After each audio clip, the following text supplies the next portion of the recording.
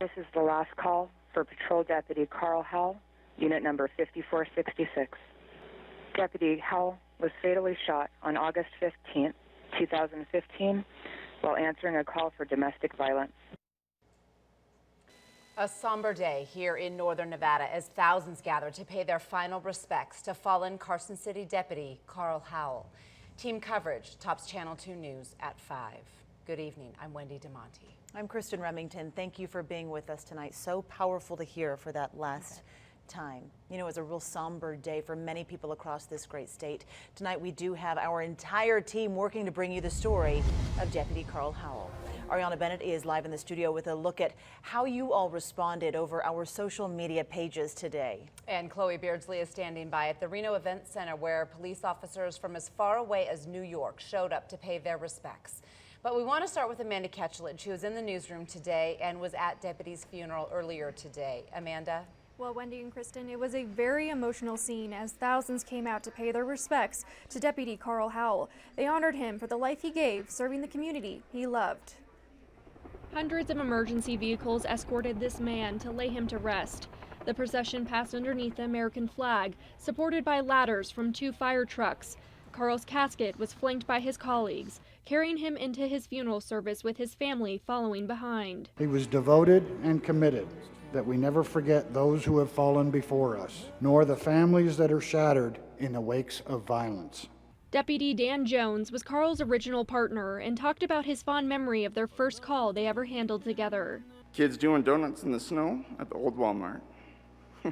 We told them to stop. We stayed in the area, waited for everybody to clear out. Then we did some donuts ourselves. While Carl received his last assignment on August 15th, his extended family in uniform will now watch over his family. We will be there for your wife and kids.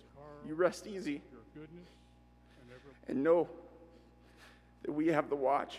Carl's colleague and friends promised to never leave their side. We will always be here for you, always. Zero hesitation. And if you want to follow in Dad's footsteps, you want to serve as a deputy, you want to go in the Marines, you want to cure cancer, you have our support. He saved a lot of lives. If it wasn't for him, a lot of people would have perished that day. Your dad's a hero. Carl's brother and dad shared their stories of him, smiling and laughing about getting ice cream after their motorcycle rides. But when they talked about that night when they lost their loved one, some kind words were said to the shooter's family.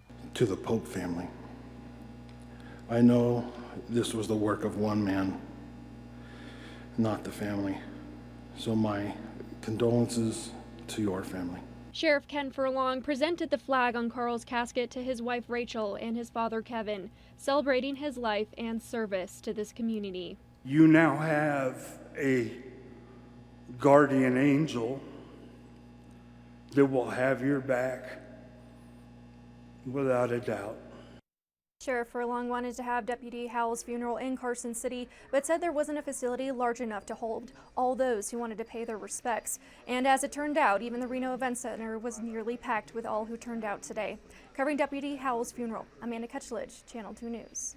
A lot of people wanting to show their respects. Amanda, thank you. Chloe Beardsley joins us now from downtown Reno, where the memorial took place. She has more on the hundreds of people who attended the service today from across the country. Chloe? That's absolutely right. It was a very sad day here in downtown Reno, and most of the city just fell silent as community members lined the streets with flags in support of fallen Carson City Deputy Carl Howell. Also, there was a huge turnout amongst law enforcement agencies from all across the United States.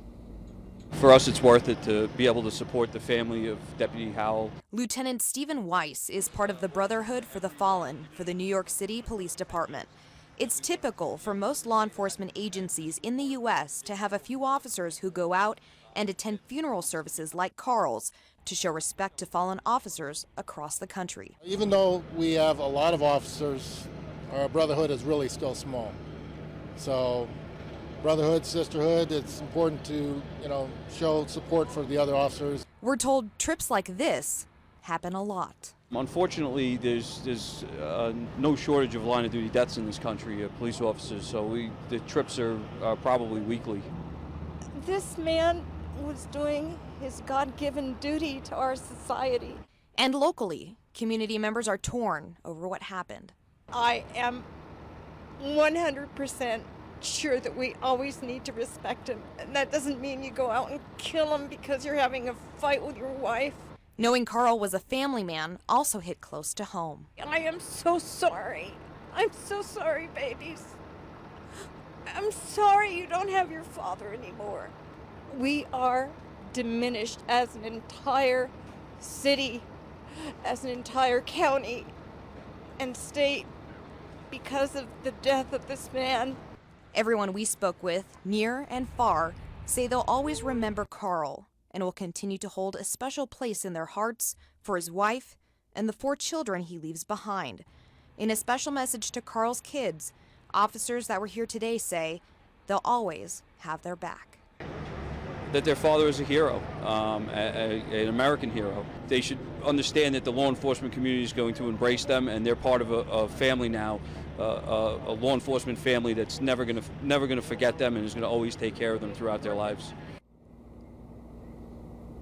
And before Carl Howell's funeral earlier today, officers we spoke with say they've attended funerals from Hayward, Memphis, Shreveport, and a few other states, just to name a few. Now online, there's an Officer Down Memorial page that you can see, which shows officers who have been killed in the line of duty. We have that information for you on our website, ktvn.com.